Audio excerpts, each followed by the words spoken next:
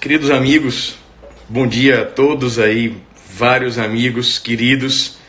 Essa live de hoje promete, porque eu vou dar sequência à nossa última live e hoje eu vou fazer um recorte no campo de família. Esperar o pessoal entrar aqui um pouquinho, tá? Vamos fazer um recorte no campo de família. Você que esteve na minha última live, lembra dela? No último sábado? Foi muito legal. Eu costumo dizer que aqui é uma salinha particular nossa, né? Então a aula de hoje, professor Leonardo, um abraço, meu amigo, esperar os amigos entrarem aqui. Os amigos vários estão entrando. É uma live especial porque nós já teremos uma semana de reflexão em torno da questão do coronavírus. Vou esperar nosso amigo Bruno entrar, que vai ser o nosso entrevistador da rede LFG. Bem-vindo, meu irmão, estou esperando o seu convite. Então hoje vai ser uma live realmente especial. Grande Lucas Vignoli, meu amigo, vários amigos aí, chamem seus amigos para assistir essa live, porque hoje eu falarei sobre contratos e família, tá? Contratos e família. Esperando nosso amigo Bruno aí, meu querido amigo. Esperar ele aqui. Espera aí, pessoal, só um minutinho. Espera aí. Vamos aqui. Eu ainda estou me acostumando com a tecnologia aqui. Espera que virou aqui. Vamos lá. Vocês lembram que na última, para você que está chegando agora, a gente vai falar hoje sobre o impacto da pandemia do coronavírus nas relações contratuais no campo do direito de família, meus queridos amigos, tá? Do meu amigo Bruno Gomes, da rede LFG, que vai ser nosso entrevistador hoje aqui, viu? Não, a barba é o seguinte, vou falar da barba. Eu deixei a barba crescer, viu, Brunão? Bem-vindo, Pablito. Muito bom dia, Pablito. Bem-vindo, meu irmão. Os amigos estão perguntando minha barba aqui, viu? Ó, meu amigo. Rapaz, eu pensei assim, eu vou deixar a barba crescer enquanto eu estou em quarentena. Eu peço a Deus que a barba não vá crescendo assim, ó, descendo, certo? Mas, enfim. Então, a gente vai começar a nossa live agora. Tudo, eu já queria Rapaz, meu tudo, cabelo... Eu até vou perguntar aos amigos que entraram agora. Meu cabelo tá grande porque eu pensei em cortar... Sério, eu pensei em passar uma máquina em meu cabelo nesse período, porque eu não gosto de deixar meu cabelo grande. Não que ele cresça muito, né? Porque ele não cresce. Mas, enfim. Mas vamos iniciar nossa live aqui agora. Para quem... esteve na última live, Bruno, porque os amigos sabem que eu tenho a chamada neurose de clareza. Eu vou lhe passar a palavra para a primeira pergunta que você me faria para a gente começar essa live hoje, Bruno. Vá lá. Então vamos lá, Pablito. O que foi que você abordou aí na primeira live? Tá. Eu assisti, mas eu quero que você passe aí, principalmente para os nossos seguidores também da LFG. Você que é advogado, você que faz concurso, estuda, tá? A pandemia do coronavírus é algo, assim... é novo na história recente da humanidade, tá? Eu tenho lido muito o que se tem produzido em torno disso e já há muitos textos de grandes autores em torno da pandemia do coronavírus.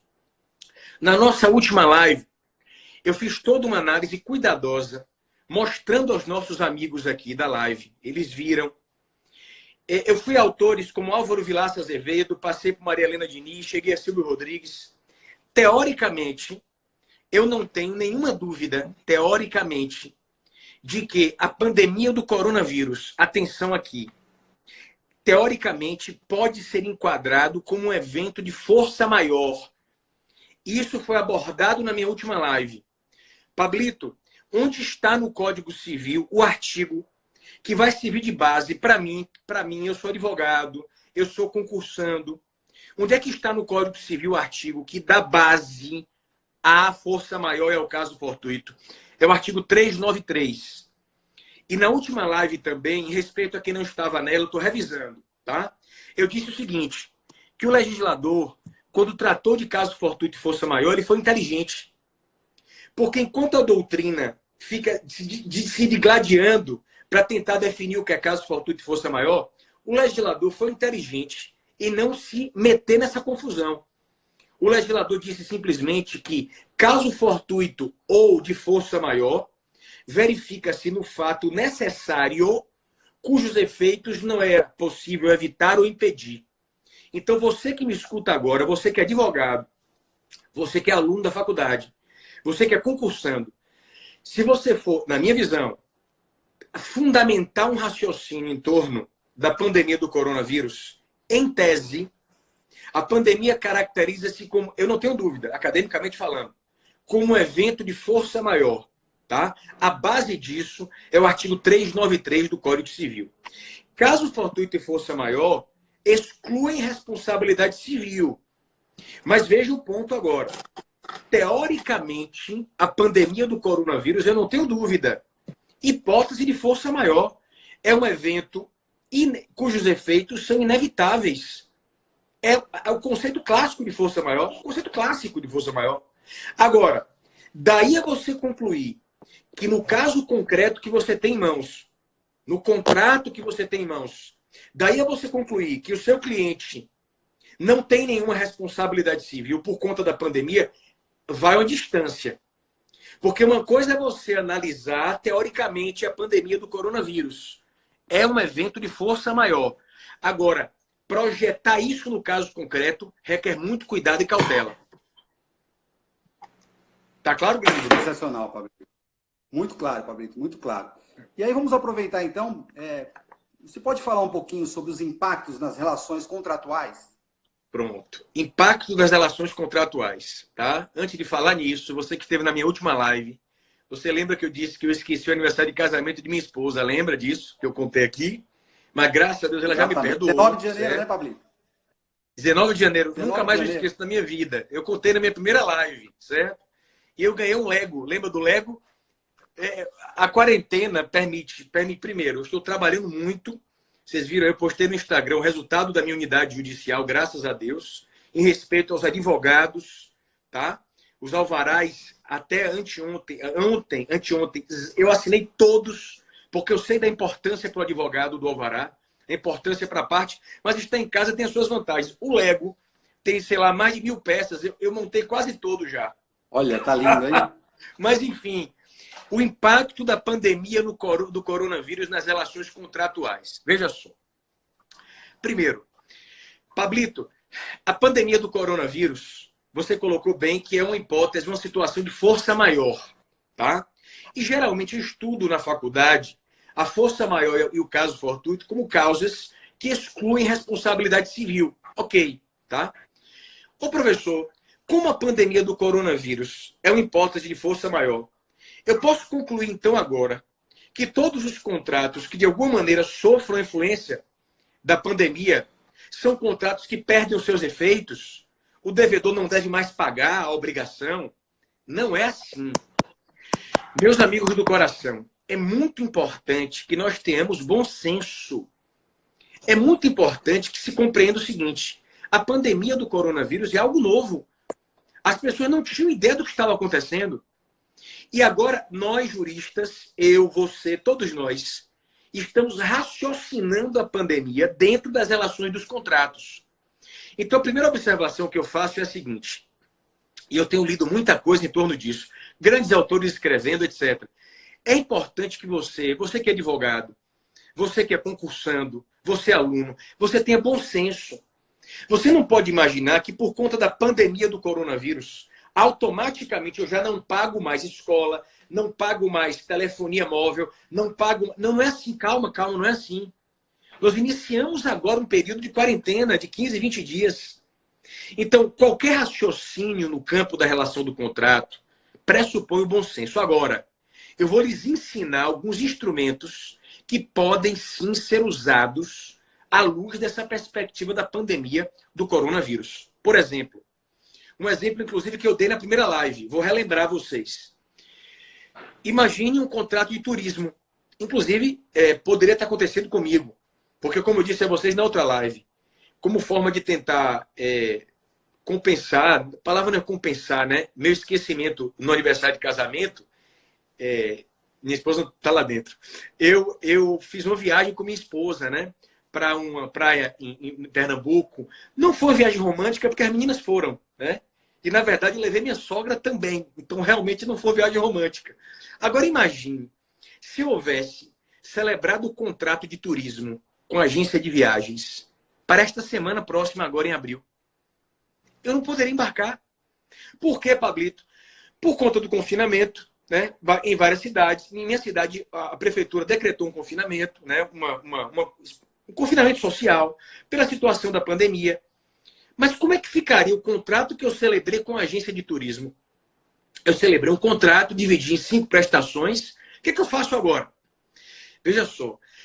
Toda a primeira linha de frente do seu raciocínio se resume em uma palavra: renegociação. É muito importante que você abra a porta da conciliação. Porque, da mesma forma que a pandemia me prejudicou, porque eu marquei uma viagem com minha esposa agora em abril. Uma viagem para o aniversário dela ela faz 35 anos, tá? 35 anos de idade, 40.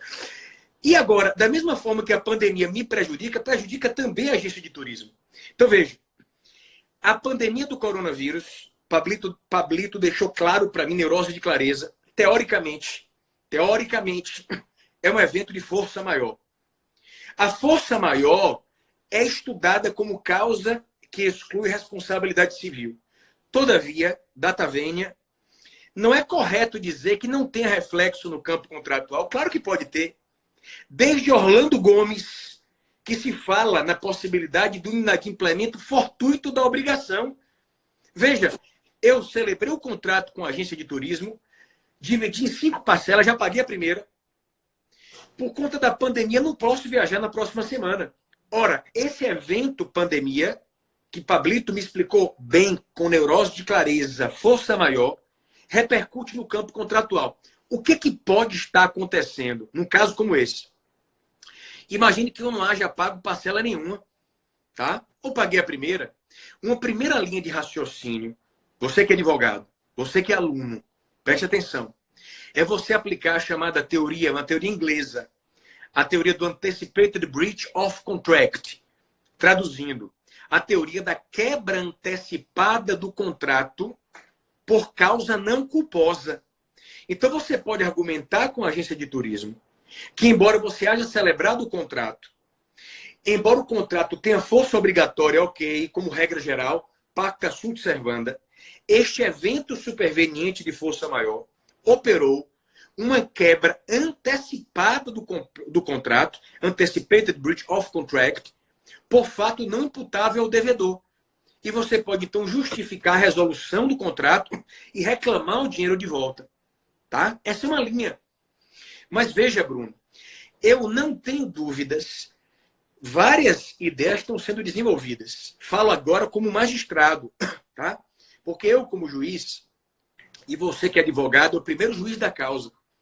Quando eu estou diante de uma situação, isso eu aprendi com grandes professores na Universidade Federal, eu tento ver o que é justo e depois eu busco o fundamento.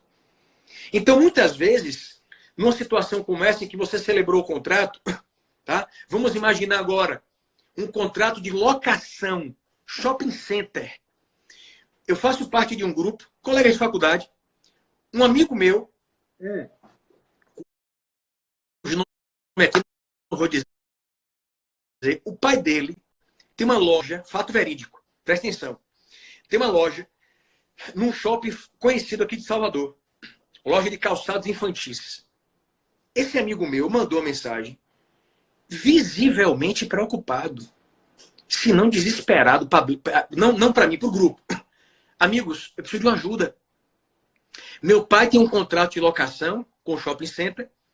Meu pai paga um aluguel altíssimo e ele não está vendendo nada. E em muitas cidades, os shoppings foram fechados. O que fazer? Eu não tenho nenhuma dúvida de que existe perfeita fundamentação, teoricamente falando. Eu não respondi isso a ele, tá? Outros colegas disseram lá, mas, enfim, teoricamente, por conta da superveniência da pandemia do coronavírus, que é um evento de força maior, não tenho nenhuma dúvida que no caso do contrato de locação em shopping center existe perfeita fundamentação para uma suspensão do pagamento do aluguel. Agora veja, Pablito, como assim? Como é que se dá isso? Eu volto à minha premissa. Renegociação, conciliação. O locatário tem de buscar o canal de diálogo com o locador para buscar um entendimento em torno disso. Pablito, e se não houver entendimento, em tese, o locatário, num contrato de locação de shopping center, pode se ingressar em juízo e até mesmo invocar a teoria da imprevisão ou da onerosidade excessiva. Todos conhecem? Vocês conhecem? A teoria da imprevisão é algo que faz parte do ser humano, da história. O grande Otton, vou contar uma historinha para vocês. O grande Otton Sidou, na obra clássica dele, diz, está sentado aí? Que no Código de Hammurabi já havia regra básica da teoria da imprevisão. Gente, isso é incrível. E eu, né? Eu sou muito caseiro, sabe? Até um amigo meu disse, Pablo, a quarentena não deve ter mudado sua vida. Né? Eu viajei, deveria viajar mais. Numa das viagens que fiz há muitos anos com minha esposa, né, uma pessoa maravilhosa, cujo aniversário de casamento eu não vou esquecer nunca, eu fui a Paris. Eu nunca tinha ido a Paris. E eu fui no Louvre, claro, né? E eu fui ver o Código de Hammurabi. Eu fiquei parecendo um imbecil olhando para aquela pedra. Uma pedra negra grande de 2,5 metros de altura. E eu pensando, meu Deus, nesses pequenos hieroglifozinhos, sei lá o quê, está a regra da teoria da imprevisão. Então veja, não tenho nenhuma dúvida de que se não houver uma solução negociada, o locatário, estou dando um exemplo com locação em shopping center, mas em tese em geral, não havendo uma solução negociada, a própria teoria da imprevisão pode, ou da onerosidade excessiva, eu não tenho como explicar isso, porque a perspectiva muda um pouco dependendo do contexto, tá? Pode servir de base para a revisão contratual. Inclusive, o professor Pianovski recentemente publicou um texto muito interessante dizendo o seguinte, que nesse mundo agora da pandemia do coronavírus, o canal número 1 para você que é advogado, tá? Você que é aluno, concursando, é buscar renegociação. Inclusive, não sei se vocês sabem, muitos contratos já têm uma cláusula. Olha que interessante, Bruno. Isso eu não falei na primeira live. Isso eu não falei. Muitos contratos já têm uma cláusula chamada cláusula de hardship. Cláusula de hardship. Pode pesquisar no Google. A cláusula de hardship, tá? Você que é advogado, você pode colocar nos contratos. É uma cláusula que já prevê a possibilidade de renegociação se um acontecimento superveniente desequilibrar a base econômica do contrato. É a chamada cláusula de hardship. Mas mesmo que o contrato não tenha esta cláusula, a superveniência da pandemia do coronavírus pode, sem nenhuma dúvida, servir, a depender do caso concreto, de base para você que é advogado ingressar em juízo, pleiteando uma revisão contratual com base na teoria da imprevisão. É perfeitamente possível, meu amigo Bruno. Sensacional, Pablito. Antes de fazer a próxima pergunta aqui, vou só colocar que nós estamos com mais de 800 pessoas interagindo aqui em nossa live, né? Estamos aí em conjunto com a rede LFG, qual eu sou o coordenador aqui de eventos acadêmicos da rede. E para quem está chegando agora, nós temos então uma primeira live, que o professor já falou aqui no início dessa. O nosso seguidor aí da LFG, que não conseguir encontrar essa primeira live do professor, está também no nosso canal do YouTube, canal do YouTube da rede LFG. Disponibilizamos também a primeira parte dessa live, parte 1, né, dos temas abordados. Quem chegou agora, se não acompanhou em algum momento, se não encontrar aí nas redes sociais do professor, convido também para acompanhar essa live, foi disponibilizada lá no canal do YouTube. Tá? Então, Pablito, você aborda essa teoria da imprevisão em suas obras, no seu manual e nas suas aulas. Fala um pouquinho, inclusive, do seu manual aí também. Estou vendo, está lá atrás o manual, Pablito? Antes de falar disso, e, inclusive na parte de família, não vai embora não, porque eu não falei do impacto da parte de família. Exatamente. Eu queria mostrar a minha esposa, eu queria mostrar a vocês mesmo. Eu falo tanto nela, né? Mas ela não vai aceitar. Eu vou depois tentar ver se ela aparece. Ela tá, né? Ela já não tá mais chateada, porque eu consegui viajar. Aquela história do contrato de turismo, minha sorte, Deus é tão grande, que eu viajei antes da pandemia. Eu viajei com minha esposa por conta do aniversário dela, para compensar eu ter esquecido o aniversário de casamento. Eu viajei antes da pandemia. Obrigado, Senhor. Obrigado, Senhor. Respondendo a sua pergunta, meu irmão, eu abordo sim, peço licença aos meus amigos, o manual que, me perguntaram isso ontem. Os volumes do curso, sem dúvida, são muito úteis para quem faz concurso. Mas a obra que talvez mais sirva por ser mais sintética é o manual. Eu, inclusive, abri um capítulo só para a teoria da imprevisão. Tá? Peço licença até, coloquei na minha bio, eu descobri ontem, nós autores não vendemos livro, eu não vendo livro. Tá? Eu acompanho as editoras, eu coloquei na minha bio, porque a editora do direito, ela concedeu um desconto muito grande, de quase R$80. Está na minha bio do Insta. E minhas aulas no LFG, tanto no Carreiras Jurídicas como na pós-graduação. A gente aborda assim essa temática. Eu ou professores, colegas, sem dúvida. É um tema de grande importância. E você que chegou agora aí, você tem ideia do impacto da pandemia do coronavírus no campo de família e no campo das relações de família? Pensa aí, Bruno. Nós falamos um pouquinho também sobre isso na live do João Aguirre e do Renato Montanz. Opa, grandes amigos. Um pouco dessa questão, fizemos essa live essa semana. Grandes amigos. Grande, o professor João Aguirre, inclusive, falou até de um caso pessoal, da dificuldade que ele tem hoje de ver os dois filhos, porque ele não está mais em São Paulo, residindo em São Paulo, está em Florianópolis, e ele precisa vir a São Paulo, ficar hospedado para poder passar o tempo com os filhos.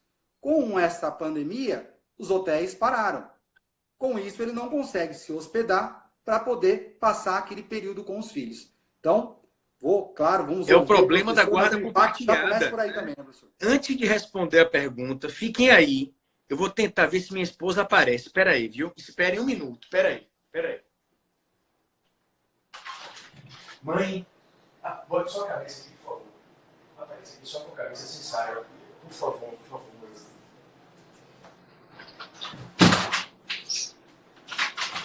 Tem alguma foto sua?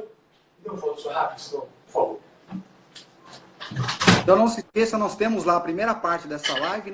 Minha esposa disse, ela respondeu o seguinte, eu pedi muito que ela aparecesse para vocês verem ela. Ela só respondeu com uma palavra, impossível. Entendeu? Ela disse que não vai aparecer. Mas enfim, estou voltando para cá. Minha moral ainda está baixa. Vamos lá. No campo das relações de família, de presente para vocês todos aí, meus amigos aqui, eu sei como vocês estão lutando agora. Eu tenho um presente para vocês. Sabe o que eu fiz? Eu passei a semana coletando, tá? Pensando tudo que eu via de família, eu separava para trazer para vocês. Claro que não tudo, obviamente tudo impossível, né? Mas eu pensei o que eu achei de mais importante que eu li em torno do impacto da pandemia no campo de família. Número 1, atenção agora. No campo dos alimentos, o ministro Paulo de Tarso Sanseverino, do STJ, no último dia 26, atendendo a um pedido da DPU, tá? Ele estendeu os efeitos de uma liminar que foi concedida para o estado do Ceará. Ele estendeu para todo o território nacional para determinar, atenção, que prisão civil do devedor de alimentos tem de ser cumprida domiciliarmente ao longo da pandemia. Então, excepcionalmente, isso agora vale para todo o território nacional. Prisão civil de devedor de alimentos, prisão domiciliar. Posição, inclusive, que a ministra Nancy já havia adotado. Certo? Então, esse é o ponto 1 que eu trago em família. Certo? O ponto 2. O problema referente à guarda compartilhada. Certo? Eu li recentemente uma matéria do IBDFAN em torno disso. Gente, não há como nós não recorrermos ao bom senso. Porque a guarda compartilhada é uma guarda, todos sabem, em que as decisões são conjuntamente adotadas. Então, se, por exemplo, você está em período de guarda compartilhada e o filho está na casa da mãe, obviamente que o pai, tá, não vai poder manter uma rotina. Isso serve para guarda unilateral também. Uma rotina de ir para o restaurante e de ir para a praia. Não pode fazer isso. Não é possível fazer isso. Ele vai para a casa do pai. Ok. Vai ter que tomar todas as cautelas no trânsito. né? Máscara, se possível, luva. Mas veja o problema.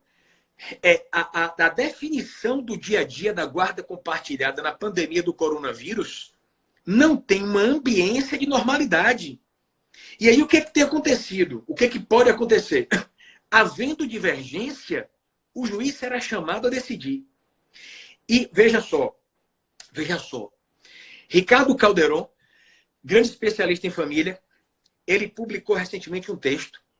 Ele trouxe uma decisão judicial, olha só, escute só, que afastou o convívio de um pai com a sua filha, de 2 anos de idade, até que ele, pai, cumprisse o período de quarentena, porque ele retornou de um país em que o contágio estava completamente disseminado.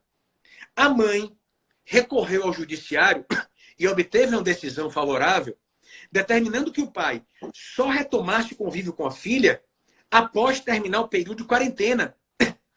Então, isso pode acontecer na guarda compartilhada. Se um dos pais está com suspeita do Covid-19, mesmo sendo detentor da guarda compartilhada, a mãe pode dizer, pai, não tenho como entregar você, nossa filha é pequena. Então, se não houver o bom senso, ela pode recorrer ao juiz, à luz do artigo, porque eu tenho neurose de clareza, 1586 do Código Civil. Anote. O artigo 1586 do Código Civil, à luz do princípio da proteção integral das crianças e do adolescente, tendo em vista o interesse existencial do menor, autoriza o juiz a alterar aspectos da guarda.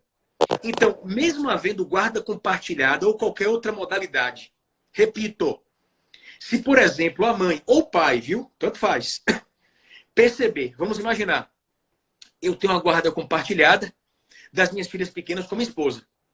Eu moro num apartamento e minha esposa mora em outro. Eu estou com suspeita de coronavírus. Tá? Eu estou com suspeita de coronavírus. E digo à minha esposa, vou pegar as meninas hoje aí. Aí minha esposa disse, mas Pablo, use o bom senso. Você está com tosse seca, com febre, perdeu o olfato. Aí eu, intransigente, não quero saber, vou pegar as meninas. Minha esposa pode, em tese, recorrer ao plantão judiciário, se for fora do horário de expediente, por meio de um advogado, invocando o artigo 1586 do Código Civil, para o juiz alterar aspectos da guarda e impedir que eu vá lá pegar minha filha por conta da minha situação concreta. O fundamento jurídico eu estou lhes dando. Eu estou dando a vocês, inclusive, o artigo da lei 1586. Mas, pelo amor de Deus, vamos recorrer ao bom senso. Acima de tudo, grande Bruno. Agora, mais do que nunca, em que estamos aquartelados. Ah, mas o marido se irrita e sai de casa. De casa. Se irritou e sai de casa. O tema da live não é esse. Mas se eu abrir um parêntese, posso abrir parênteses aqui, Bruno? Eu quero lembrar você... por favor, Pablo. Tá? Você que gritou com sua esposa, ou que teve uma aventura amorosa e abandonou sua esposa, e saiu de casa, você que não quis saber dos seus filhos, é você mesmo com quem eu estou falando. Lembre-se de um detalhe. Eu, como juiz, na condição de juiz, já vi tanta coisa em minha vida, e você que é advogado também já deve ter visto. O cidadão abandona a esposa, vai ter a sua aventura amorosa, não liga para os filhos. Isso dói tanto, doutores. 2, 3 anos depois ele volta e quer a divisão de tudo. E quer, inclusive, a divisão do apartamento. Eu quero só lembrar vocês, tá? É um parêntese no nosso tema, porque cada exemplo meu vem junto com ele uma lição. Eu quero lembrar vocês o artigo 1240-A do Código Civil, da uso capião conjugal familiar. Aquele que abandona a esposa, ou marido, claro, ou companheiro, a companheira, enfim, por mais de 2 anos, se o outro está exercendo por 2 anos ininterruptamente a posse do apartamento, porque o marido abandonou, este que ficou no apartamento pode adquirir a propriedade por uso capião e o apartamento não vai entrar na meação. É só lembrando. Porque temos de ter cautela agora, respeito com os nossos, com o mundo. E aí, já que eu estou falando no impacto no campo de família, meu grande amigo Tiago, eu fiquei impressionado com a notícia que eu postei. Tá sentado, Bruno? No meu Instagram. Impressionado. Cidade de Xi'an, na China, que foi a primeira área do mundo em que estourou a pandemia. Uma cidade uma região com 12 milhões de habitantes, capital da província de Shanxi. Segundo notícia do BBC Brasil, por conta da pandemia do coronavírus, o número de divórcios estourou nessa cidade, porque o marido e a mulher estão vivendo na mesma casa. Eu tenho visto vídeo de gente jogando roupa pela janela. Gente, calma. Precisamos ter calma. Então, pode acontecer de, por conta da quarentena, o número de divórcios subir no Brasil? Pode. Pablito, isso é péssimo? Não, não sei se é péssimo. Muitas vezes, a quarentena acaba trazendo à baila problemas que já existiam. Mas o único apelo que eu faço a cada um de nós é que, em circunstância nenhuma,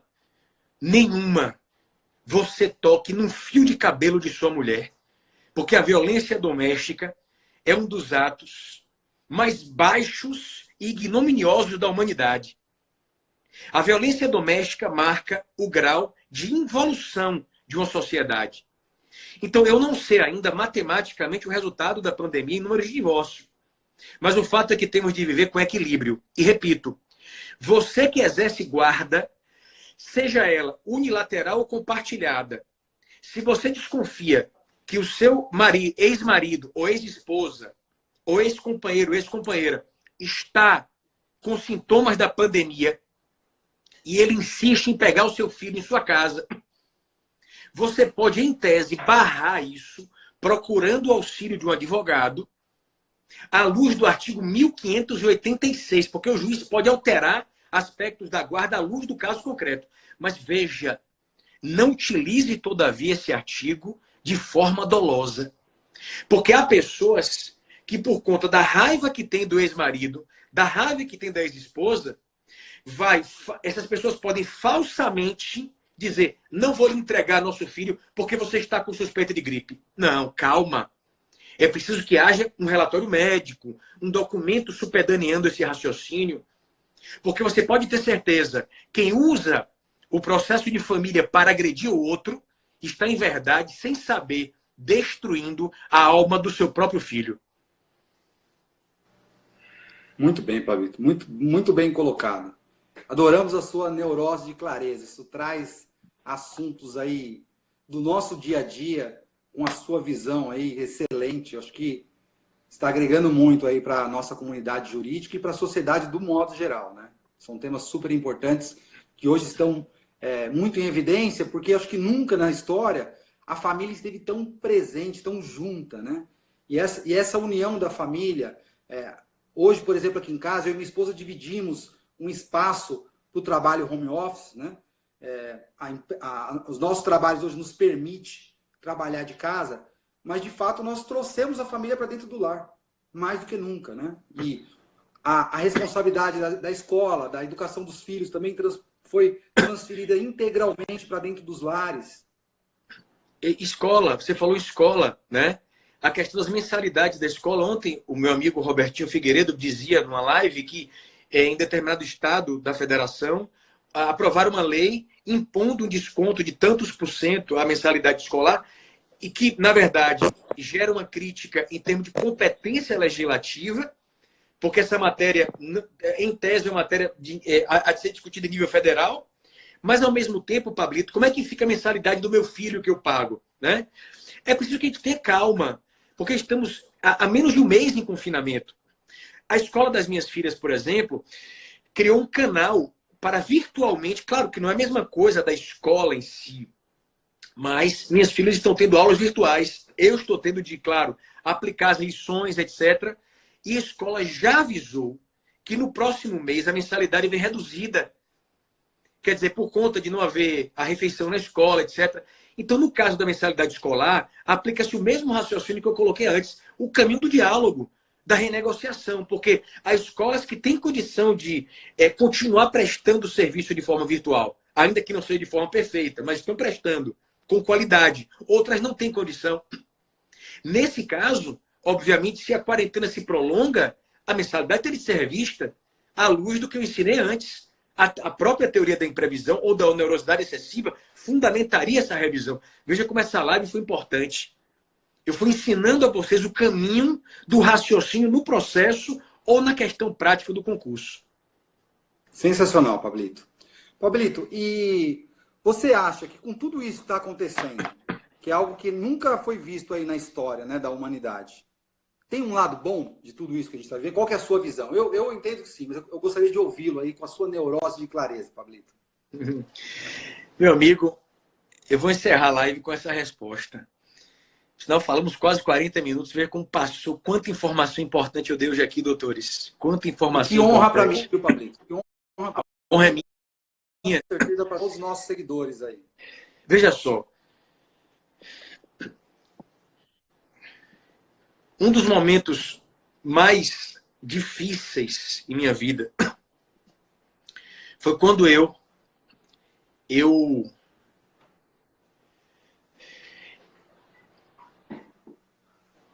passei cerca de 48 horas acompanhando uma pessoa muito próxima no UTI de um hospital, uma pessoa de minha família.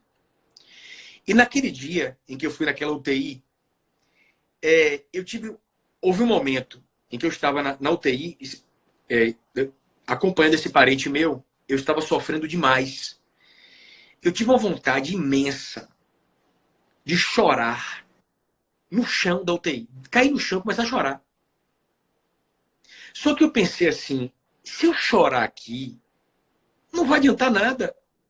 Então eu vou olhar para... Sabe, eu sempre tive muito amor a Deus. Eu vou reunir o que eu tenho, né? E vou me segurar. Vou segurar. Sabe aquela coisa até o último momento ali? Rapaz, quando aconteceu isso, de eu não ter desistido e ter segurado aquilo, eu senti uma coisa tão estranha. Eu comecei a ver aquela UTI de uma forma estranha. Eu nunca disse, é como se fosse um filme. Eu senti uma vibração inverter ali. Como se algo muito grande estivesse por sobre aquela sombra de sofrimento. Sabe? Uma luz em cima. Eu não sei o que aconteceu, mas é como se há duas formas de o ser humano evoluir. Sofrimento e sabedoria. E muitas vezes é através do sofrimento que vem a sabedoria. Então, eu percebi ali que, a despeito daquele profundo sofrimento, havia uma vibração superior muito grande, pedindo que nós não desistíssemos. E que quando você se abre para aquilo, eu não sei explicar, não dá para... Se eu colocar por palavras o que eu senti ali, as palavras são imperfeitas e elas vão reduzir a magnitude daquela experiência divina. Então, eu vejo da seguinte maneira. O vírus cumpre uma missão na Terra. Um planeta que estava doente, habitado por pessoas, por grande parte da população do mundo, que não se preocupava com esse planeta doente. Então, eu tenho no meu coração, um amigo meu, vou confessar a vocês isso. Quando a quarentena começou, eu nos 2 ou 3 primeiros dias, e eu sempre dormi bem, meu sono é bom, eu medito regularmente, eu não consegui dormir. Eu não conseguia dormir bem, eu acordava, era muita notícia. Aí um amigo meu, que eu inclusive citei na última live, ele, que é uma pessoa altamente evoluída, ele fez assim, Pablo, faça uma experiência. Quando você for meditar, perceba que para além dessa sombra pesada que está na cidade, no estado, no país e no mundo, existe uma vibração muito poderosa pela elevação da Terra. Doutores, isso eu não posso pedir que vocês acreditem em mim. Não posso pedir isso. Porque só há um caminho para você entender certas verdades pelo canal da intuição. Não há conhecimento teórico que convença ninguém a respeito disso. Eu posso lhes testemunhar, com certeza, existe algo muito maior, muito mais elevado, esperando a humanidade depois desse período de sofrimento. Que nós estamos entrando de uma maneira e vamos sair de outra forma, com certeza mais elevados. E aqueles que não se elevarem, aqueles que não se elevarem moral e espiritualmente, estes sim estarão mortos, mesmo que estejam vivos na carne. Porque mais do que nunca, você está entendendo como temos de dar valor a coisas pequenas na vida, a um abraço do seu amigo, a rever o seu amigo na lanchonete do shopping. Não é verdade isso? Porque nós não dávamos valor a isso. E foi preciso um inimigo invisível para unir a humanidade inteira, meu querido amigo. Exatamente, Pablito. Exatamente. E que Deus ilumine a cada um de nós, viu? Exatamente, Pablito. Com tudo isso, eu quero aproveitar, Pablito.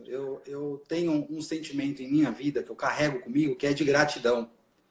E eu sou grato a muitas pessoas que, ao longo da minha vida e da minha carreira profissional, colaboraram muito. E você é uma delas. Para quem não sabe, eu fazia agendamentos de aulas do Pablito, ainda na rede LFG. Fazia um contato com o Pablito para agendar aulas, para organizar ali o calendário, de acordo com a disponibilidade dos cursos, dos intensivos, né? O professor participou muito. E, graças ao Pablito também, hoje eu tenho aí uma função de coordenação dentro da rede Ensino LFG. Com certeza, eu tenho toda a certeza que o Pablito, com esse auxílio, foi fundamental para esse meu crescimento dentro da rede LFG. Pablito, muito obrigado por tudo, por esse apoio, pelo convite. Confesso que eu fiquei muito ansioso, foi muito difícil estar aqui, porque eu sei do tamanho que é a responsabilidade de dividir aqui o perfil da LFG com os seus seguidores, né? Agradecer aí a todos que estão nos acompanhando, a família brasileira que tem essa oportunidade de ter esses momentos, de acompanhar essa excelente explanação, esclarecimento passado aí pelo professor. Mais uma vez, muito obrigado por tudo, Pablito. Dedico a Deus suas palavras, meu amigo. Um abraço a todos e até o nosso próximo encontro. Um abraço, Pablito. Fica com Deus. Um abraço, irmão.